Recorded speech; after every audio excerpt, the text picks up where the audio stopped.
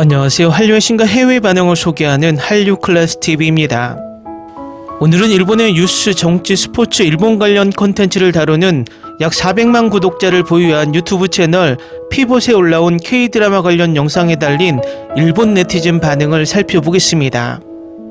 약 400만 명의 구독자를 보유한 일본 유튜브 채널 피봇에서 한국 드라마가 열광을 일으키는 이유란 제목의 영상이 올라왔는데, 이 영상에서는 한국인 미디어 전문가를 초대해 묻고 답하는 방식으로 K-드라마가 인기 있는 이유를 설명하고 있습니다.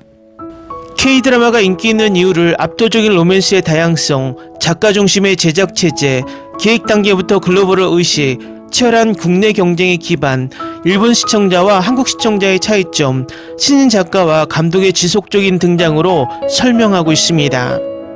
가끔 야후 포털에 올라오는 K-드라마 분석 기사에 달린 댓글을 보면 90% 이상이 K-드라마나 한류의 전세계 인기는 한국이 돈을 써서 일본 미디어에 가짜 기사를 낸다는 허무맹랑한 댓글이 많습니다. 대부분 몇십 년 동안 일본의 미디어를 통해서 일본이 전세계에서 가장 잘나가고 가장 인기가 많다는 세뇌 방송에 일본 네드윅들이 세뇌되어 정신승리의 댓글이 많습니다.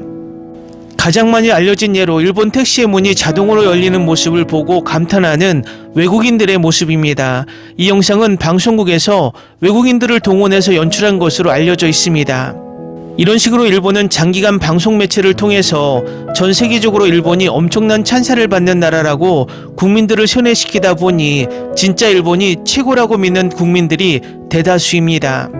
또 일본인들의 여권 보유율은 2024년 말 기준 17.5%로 인구 약 6명당 1명꼴로 보유하는 수준입니다. 한국의 여권 보유율이 60%를 넘는 것에 비해 엄청나게 적습니다. 결과적으로 해외에 나가서 세상 돌아가는 것을 직접 체험해 보지 못한 일본인들이 전 국민의 82.5%라는 것입니다.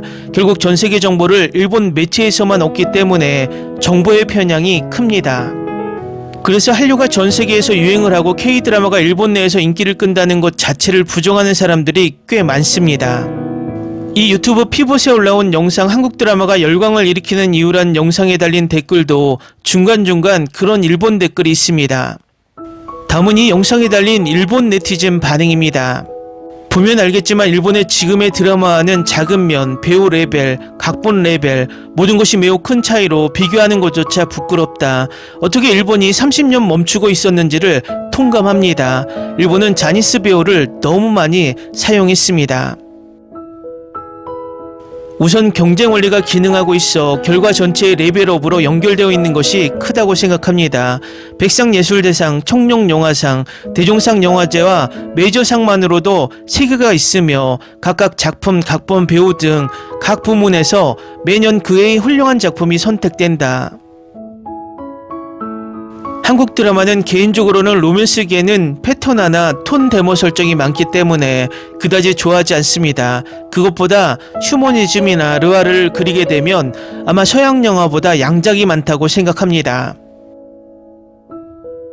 뛰어난 각본가나 감독이 많아 시나리오에 재미가 우선 있고 그 위에 표현 실력을 고집해 뽑은 연출, 컴플라이언스의 느슨한 표현이 타고 온다.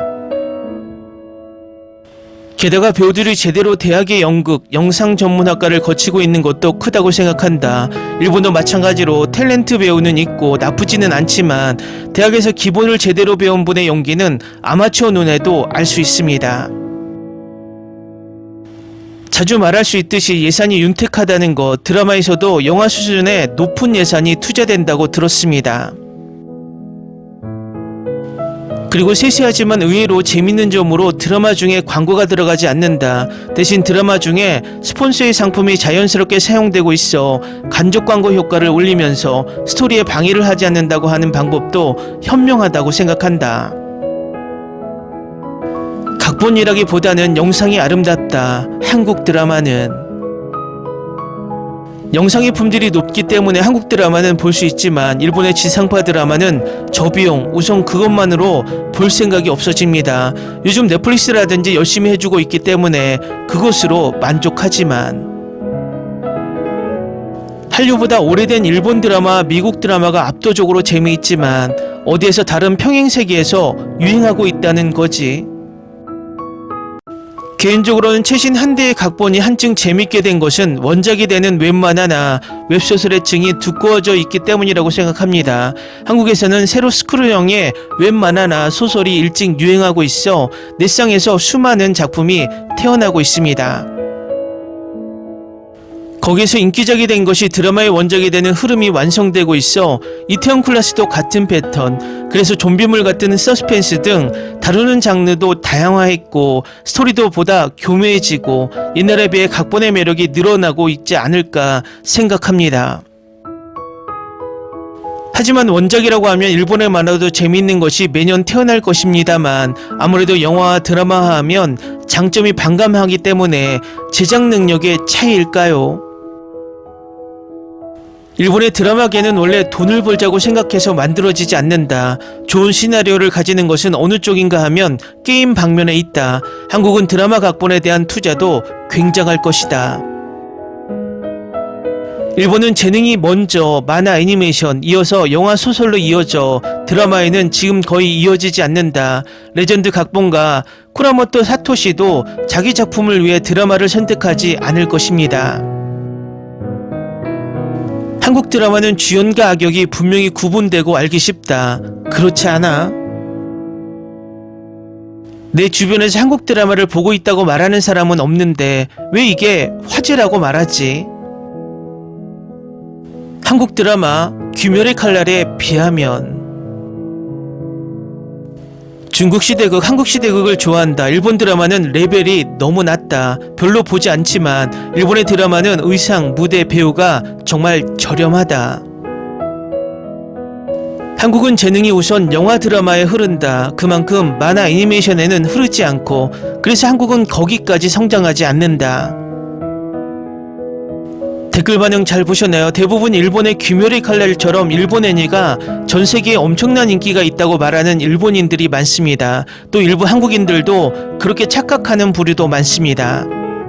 제가 지난번 넷플릭스 일본 애니의 시청 지역을 분석해드린 적이 있습니다. 대부분 일본 애니의 적게는 70%에서 많게는 90%까지 대부분의 일본 애니 소비는 일본 지역에서 소비되고 있습니다. 이것은 일본이 자랑하는 애니 귀멸의 칼날이 넷플릭스에 올라왔을 때 이 애니가 전세계 1위를 단 한 번도 하지 못했다는 것을 보면 간접적으로 알 수 있습니다. 작년에 중국에서 전세계 수익 역대 1위 애니메이션 너자2가 나왔지만 이 애니의 수익의 98%가 중국에서 나왔고 나머지는 전세계 수많은 화교들에 의해 소비된 것으로 밝혀졌습니다. 일본 애니도 마찬가지입니다. 이 애니 장르는 대부분 마니아층이 소비하기 때문에 전세계 시청자들이 넓지 않습니다. 결국 시청자층도 한계가 있다는 것입니다. 많은 사람들이 일본 애니가 전 세계적으로 K-드라마보다 엄청난 수익을 낸다고 부러워하지만 그 수익이 대부분 1억 2천만 일본인들이 엄청나게 집중적으로 소비해서 나온 통계라는 것입니다. 우리나라 일부 일본 애니 매니아들도 일본의 내두익들의 주장처럼 K-드라마보다 일본 애니가 수익이 높다고 이야기하지만 실상은 중국 애니의 소비 형태와 크게 다르지 않다는 것입니다. 이것은 일본 자동차의 소비가 일본 내에서 99% 차지하고 있는 현상과 비슷합니다. 결과적으로 일본인들은 몇십 년을 일본 방송에서 일본 것이 전 세계 최고다라는 말을 듣고 살아왔기 때문입니다. 물론 일본 제품이 전 세계에서 최고도 있지만 다 그렇지 않고 또 다른 나라의 최고의 제품과 경쟁을 해서 살아남아야 발전을 하는 것인데 이렇게 편향된 소비가 일본을 갈라파고스로 만든다는 것입니다. 그래서 아직도 일본인들은 한류와 K-드라마가 전 세계적으로 인기가 있다는 것을 부인하고 그렇지 않기를 바라는 희망 고문을 계속하고 있다는 것입니다. 재밌게 잘 보셨나요? 여러분의 구독, 좋아요, 댓글, 알림 설정은 영상 제작에 큰 힘이 됩니다. 이 영상을 보신 모든 분들 항상 대박 나시고 행복하시길 바랍니다.